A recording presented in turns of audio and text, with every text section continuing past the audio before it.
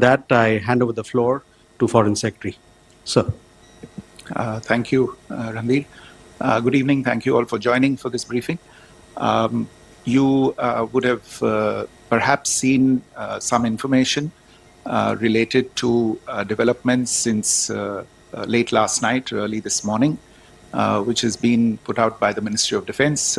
Just in case it has been missed, I will request Colonel Sophia Qureshi and Wing Commander Vyomika Singh to just update you and fill you in on the details.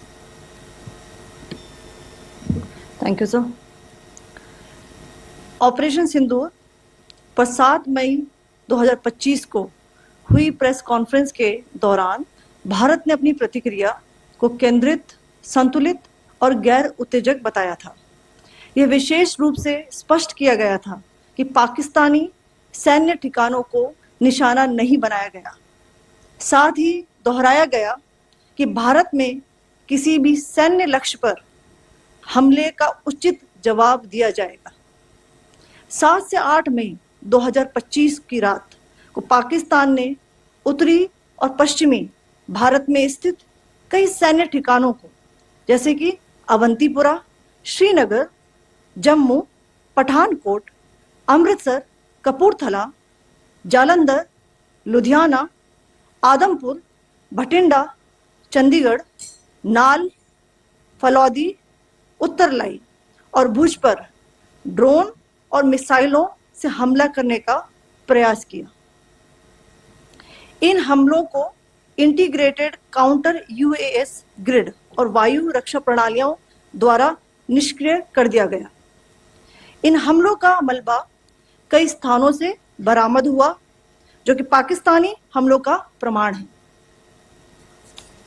On the night of 7th May 2025, Pakistan attempted to engage a number of military targets in northern and western India using drones and missiles.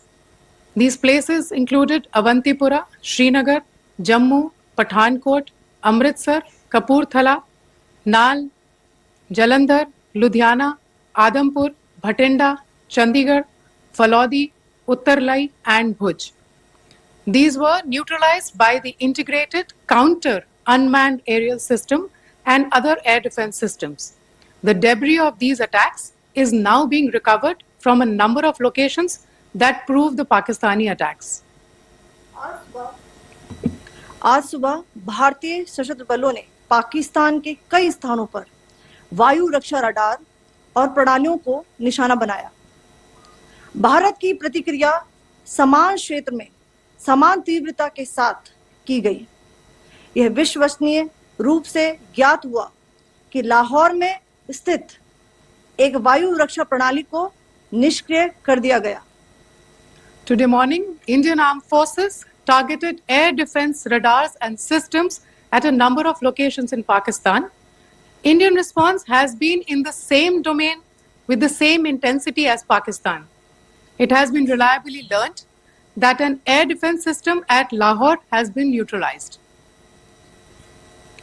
Pakistan ने नियंत्रण रेखा पर आकरण गोलीबारी की तीव्रता बढ़ा दी है, जिसमें कुपवाड़ा, बारामूला, उरी, पुंछ, मेंढर और राजौरी क्षेत्रों में मोर्टार और भारी तोपखाने का इस्तेमाल किया जा रहा है। Pakistan has increased the intensity of its unprovoked firing across the line of control using mortar and heavy calibre artilleries in areas in Kupwara, Baramulla, Uri, Poonch, Mendhar and Rajouri sectors in Jammu and Kashmir. 16 innocent lives have been lost, including 3 women and 5 children, due to the Pakistani firing. Here too, India was compelled to respond to bring mortar and artillery fire from Pakistan to a halt. Indian Armed Forces reiterate their commitment to non-escalation, provided it is respected by the Pakistan military. Jai Hind.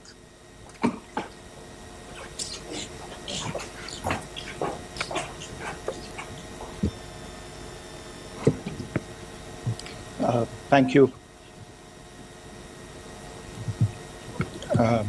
Friends, this is, as I said, further to the briefing that was provided yesterday and some of the updates that have been just provided by Colonel Qureshi and Wing Commander Singh. I thought that we would just put some of the aspects related to the events that started on 22nd April with the barbaric terror attack in Pahalgam into further context, because there is a certain amount of commentary that has happened with regard to the events since then. And more than the commentary, there has been a lot of disinformation that has been directed at us from across the border. So a few things that I would like you to keep in mind. First of all, there is mention on all sides of escalation. I think the first point that you have to keep in mind is the attack of 22nd April in Pahalgam is the original escalation. ये जो सिलसिला है जो हम देख रहे हैं आज की घटनाओं को लेके, ये 22 अप्रैल के पहलगाम के हमले से शुरू हुआ है. एस्केलेशन वहां पे हुआ है और उस एस्केलेशन का जवाब भारतीय सेना ने, भारतीय फौज ने कल अपने एक्शन से दिया है. Secondly, I want to invite your attention to the involvement of the group calling itself the Resistance Front in these attacks. I pointed this out yesterday that this is a group that is a known front for the well-known Pakistan-based terrorist organization, Lashkar-e-Taiba. The group has been reported earlier. I mentioned to you about the Indian authorities providing information to the UN 1267 Sanctions Monitoring Committee. And in fact, we are going to be meeting with the team again very soon, and we will be providing an update to the information that we have provided earlier. But what is interesting, दिलचस्प बात यह है कि संयुक्त राष्ट्र की सुरक्षा समिति में जब पहलगाम के हमले को लेके एक प्रेस वक्तव्य जारी करने की बात चल रही थी, तो आप सोचिए किस देश ने टीआरएफ का, द रेजिस्टेंस फ्रंट का उसमें मेंशन किया जाना, उसको अपोज किया, पाकिस्तान ने. This was after the fact that the TRF claimed responsibility for this attack not once but twice within a few hours after the incident on the 22nd of April and then again on the morning of 23rd April. And it is perhaps only after the full gravity of the incident was realized by its masters and handlers across the border that it was managed to back off from this claim. Obviously, that retraction doesn't convince anybody. तीसरी चीज जो मैं आपसे कहना चाह रहा था, और कर्नल कुरैशी और विंग कमांडर सिंह ने कल भी बड़े स्पष्ट शब्दों में और आज भी आपसे ये बात साझा की है. जो भारतीय रिस्पॉन्स है वो नॉन एस्केलेटरी है, प्रिसाइज है, सटीक है, मेजर्ड है और कंसिडर्ड है. Our intention has not been to escalate matters. We are only responding to the original escalation, as I said, and our response has been targeted, precise, controlled and measured. Only military, no military targets have been selected. Only terrorist infrastructure in Pakistan has been hit. Now, there are, as I said, a number of issues that have been raised in commentaries, and there's a lot of, as I said, unfounded disinformation and fabrication that has come from across the border. And I would just like to use this opportunity to set the record straight on some of these issues. The first of these is Pakistan trying to wash its hands off any and all involvement with terrorism. I think the Pakistani information minister said there are no terrorists in Pakistan. And I think he was challenged on that in the television program that he was appearing on. But even if I partially repeat myself from yesterday, I think Pakistan's reputation as the epicenter of global terrorism is rooted in a number of instances where concrete evidence is available, not just to India, but to governments and authorities and agencies around the world. There are several terrorist attacks around the world where Pakistani fingerprints have been found. I don't need to belabor the point with regard to this audience about where Osama bin Laden was found and who called him a martyr. Pakistan has also for decades pursued cross-border terrorism into India with impunity.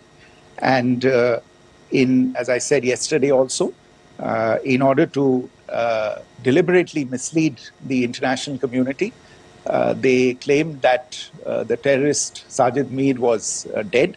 They came under pressure, and Sajid Mir was then brought back to life, arrested, and is now apparently in Pakistani custody. Pakistan is also home to a very large number of UN proscribed as well as UN proscribed terrorists, as well as terrorists proscribed by a number of other governments in the world, including, of course, the Lashkar-e-Taiba and the Jaish-e-Mohammed, as well as their leaders, Masood Azhar and Hafiz Mohammed Saeed. आपने देखा होगा हाल ही में पिछले ही कुछ दिनों में पाकिस्तान के रक्षा मंत्री और उनके पूर्व विदेश मंत्री दोनों ने इस बात को माना है कि पाकिस्तान का ऐसे ग्रुप्स के साथ जो रिश्ता है वो क्या रहा है. Both the defense minister and the former foreign minister of Pakistan, I think they've done a more eloquent job of this than I could ever do in terms of describing their country's implication in international terrorism and their involvement in housing these kinds of groups. दूसरा जो विषय है वो है पाकिस्तान का जो एक दावा है कि एक इंटरनेशनल impartial investigation होना चाहिए, एक joint investigative committee होनी चाहिए. These calls for jointly investigating this heinous and barbaric attack in Pahalgam.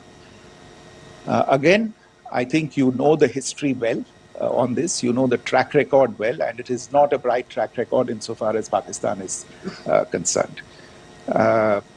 In fact, in the pursuit of justice for the victims of multiple terrorist attacks, whether it be Mumbai in 2008, in Pathankot in 2016, or many others, but in particular for these two attacks, India had offered to cooperate. India provided forensic evidence and urged Pakistan to bring the perpetrators of these attacks to justice. We, in particular with regard to the Mumbai attacks of 2008, where a Pakistani Lashkar-e-Taiba terrorist was captured alive, India provided extensive information and evidence related to the involvement of Pakistani terrorists in this attack. Cases were registered, but you are all aware that these cases have not progressed, despite the formation of judicial teams, etc. And Pakistan has consistently stonewalled all efforts to move the investigation along.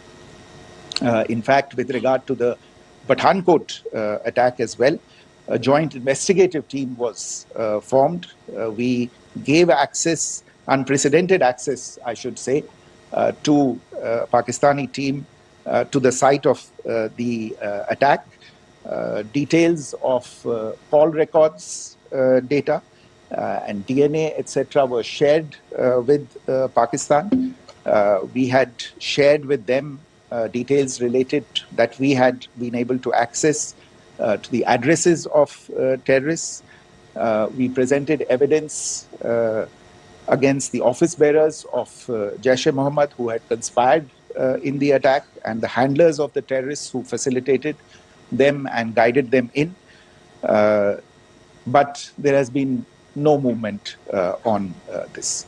So in all of this, I think the experience has not been positive, and it certainly doesn't give us the confidence now to take at face value Pakistani assertions of wishing to participate in a joint investigation. These are just delaying tactics. These are just stonewalling tactics.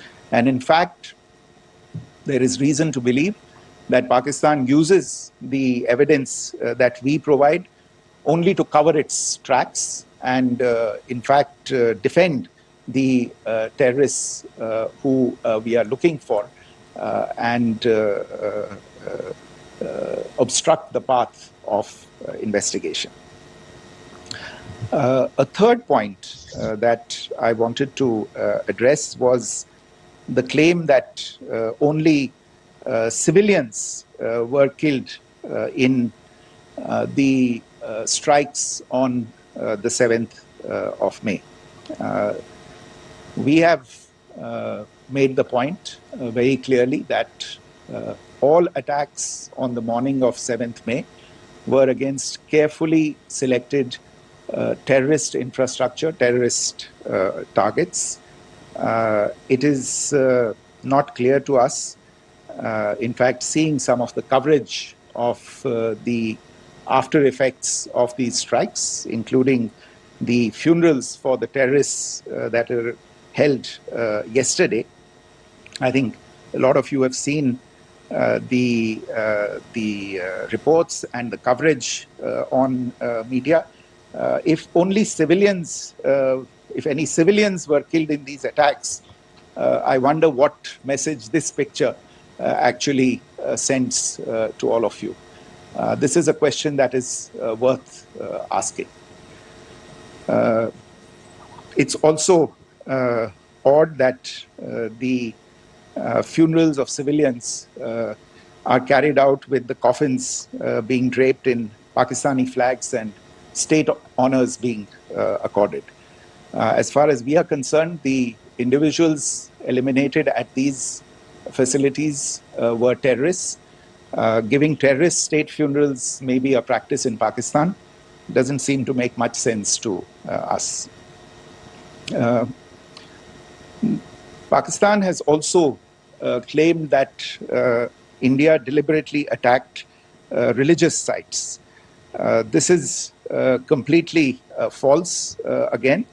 I have made it clear that the targets were terrorist infrastructure, terrorist facilities, and locations connected clearly with incidents of cross-border terrorism into India. And it is in fact Pakistan that is misusing religious sites as a cover to in fact radicalize, direct and indoctrinate and train terrorists. In fact, contrary to what Pakistan is claiming, yesterday Pakistan launched a targeted attack on the Sikh community in the state of Jammu and Kashmir, hitting Gurdwara in Poonch and the homes of Sikh community members, which came under attack. And we know that at least 3 individuals were killed in that particular attack. Pakistan is also making attempts to, in fact, just to add to this point, the retaliatory action that Pakistan has taken, in fact, is impacting civilians. I showed you the picture of the Gurdwara and the Sikh community members who were killed in this. There are other civilians also who've been killed and injured in these attacks. In fact, since yesterday morning, a total of 16 civilians have been killed and 59 others have been injured in the attacks by Pakistan. Not only this, Pakistan is also making attempts as part of its disinformation campaign to paint our action with regard to cross-border terrorism through the communal angle. If that is the issue, then I think I can do no better than to cite or point you in the direction of the Pakistan Army Chief's speech of 16 April 2025. I think that is the last word in communal rhetoric. And in the Pahalgam attack itself, you are aware of the kind of religious profiling that was done there.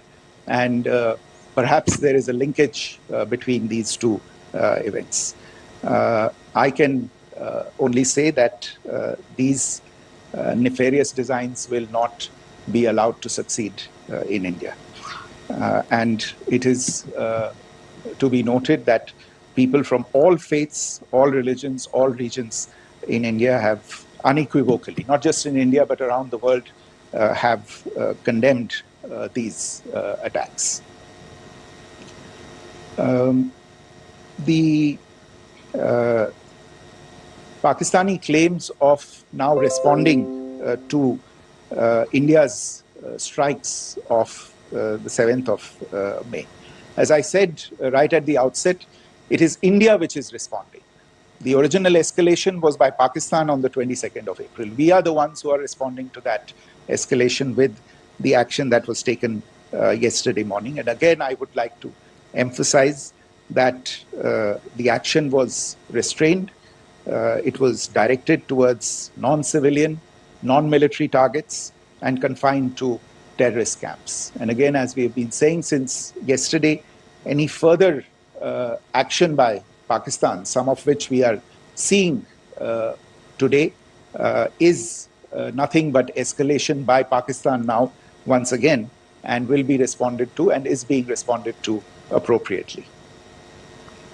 One point that I wanted to also address was the allegations to the targeting of a dam, the Neelam Jhelum project in Pakistan-occupied Kashmir.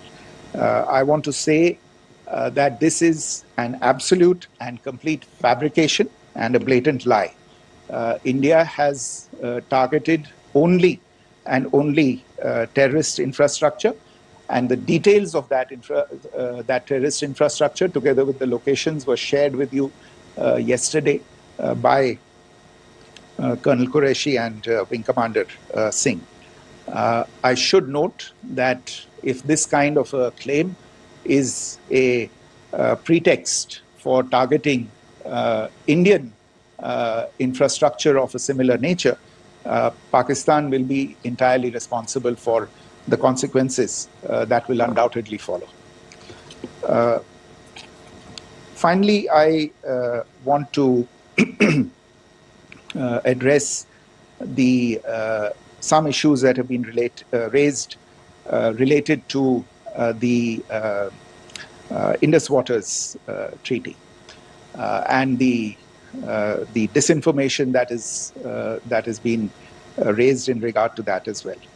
The fact is that there have been fundamental changes in the circumstances in which the Indus Waters Treaty was concluded, and they call for a reassessment of the obligations under the treaty. Over the last year and a half to 2 years, India has been in communication with the government of Pakistan. We've sent several notices to them requesting for negotiations to discuss modification of the treaty. India has for 6+ decades now honored the treaty, even during periods when Pakistan imposed multiple wars on us, and even when relations were adversarial. Pakistan is the one that has been acting in violation of the treaty, deliberately creating legal roadblocks in India exercising its legitimate rights on the western rivers.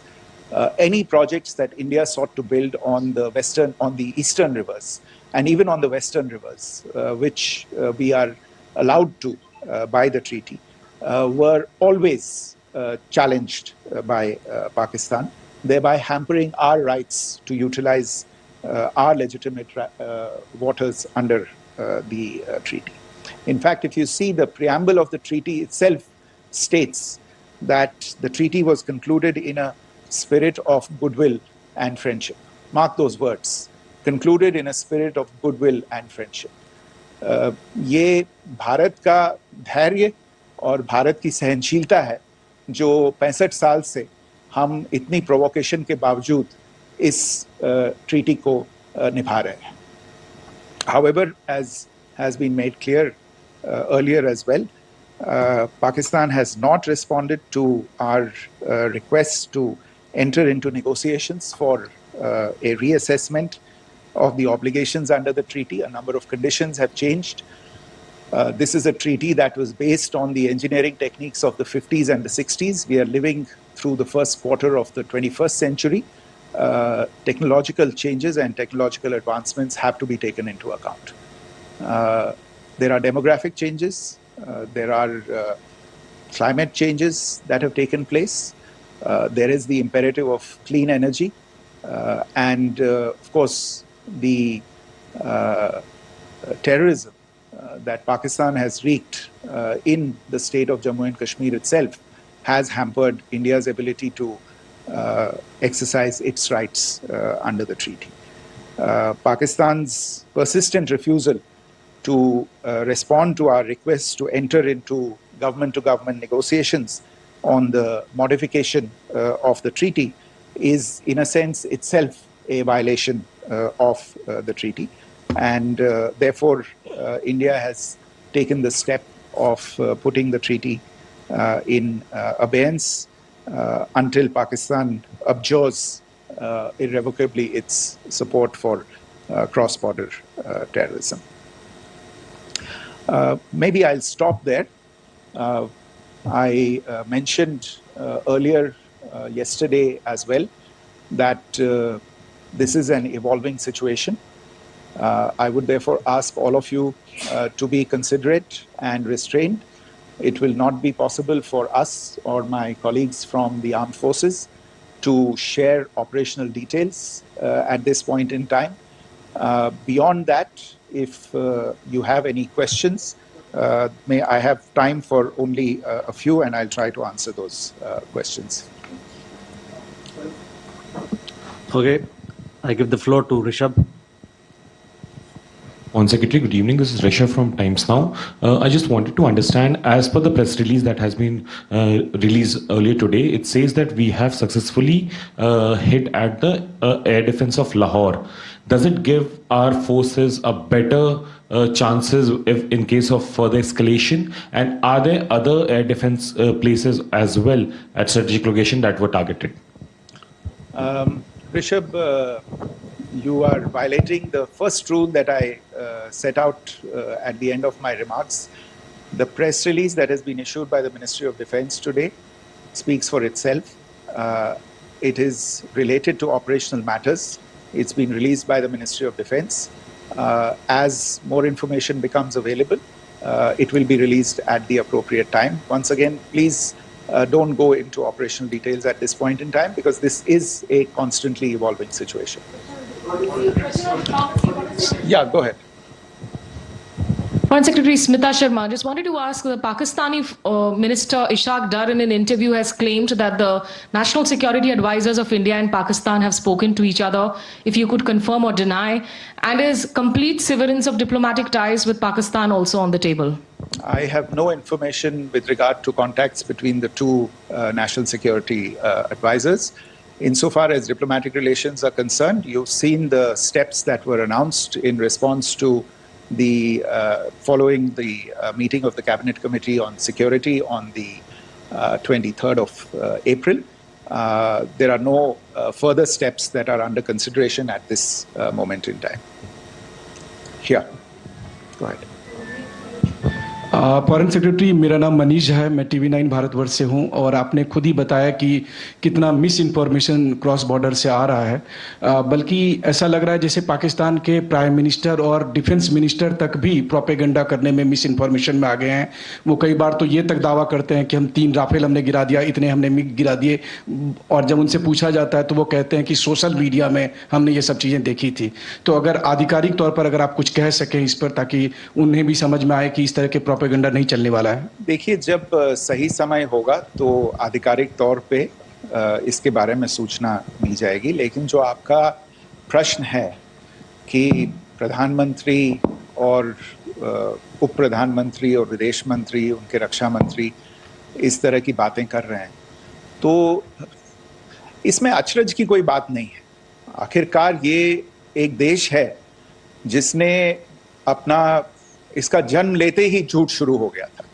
1947 में जब पाकिस्तानी फौज ने जम्मू कश्मीर पे दावा बोला, तो उन्होंने किसी ऐसे वैसे व्यक्ति से नहीं, संयुक्त राष्ट्र से झूठ बोला कि हमारा कोई लेना देना नहीं है इससे, ये लोग जो गए हैं वो तो कबायली हैं। वो तो जब हमारी फौज वहाँ पे पहुंची और UN के लोग, संयुक्त राष्ट्र के लोग खुद वहाँ पे पहुंचे, उन्होंने देखा कि वहाँ तो पाकिस्तानी फौज घुसपैठ करके आ गई है, उसके बाद पाकिस्तान को मुंह की देखनी पड़ी और उनको मानना पड़ा कि हाँ, उनकी फौज वहाँ पे कुछ समय से पड़ी हुई है। तो ये जो यात्रा है एक तरह से 75 साल पहले शुरू हो चुकी है, तो I am not surprise that this kind of disinformation is being indulged in. Yeah. Siddhant. So Siddhant from Beyond. Sir, we have seen a lot of negative comments coming from the Pakistani military of escalation. If tomorrow there is an escalation, there are strikes, we know one attempt has been thwarted, what will be the Indian response to those attempts of creating more escalation? Because it is looking like it's going towards more escalation. And my second question is, are any other world powers, essentially the P5 countries, the West Asian countries, reaching out to de-escalate the current situation? Look, on escalation, we've already made our stance clear. I mean, there are 2 basic points. First of all, it is Pakistan that escalated on the 22nd of April. We are only responding to that escalation. And then what we have said yesterday and what my colleagues have said today, that now if there is an attempt at further escalation by Pakistan, it will be responded to in an appropriate domain. And therefore, the choice is entirely that of Pakistan to make. As to your second question, I don't think I can do better than to point you in the direction of the statements that are being made from practically every chancellery in the world and the sentiment that they are carrying. That sentiment essentially and for the major portion is support for the government of India in the context of the condemnation of the terrorist attack in Pahalgam on the 22nd of April. There is wide recognition of the government of India's right to respond to these attacks in self-defense, and of course a desire to ensure that there is not further escalation. I think these statements speak for themselves. Yeah. There. Sir, this is Mausami from India Today.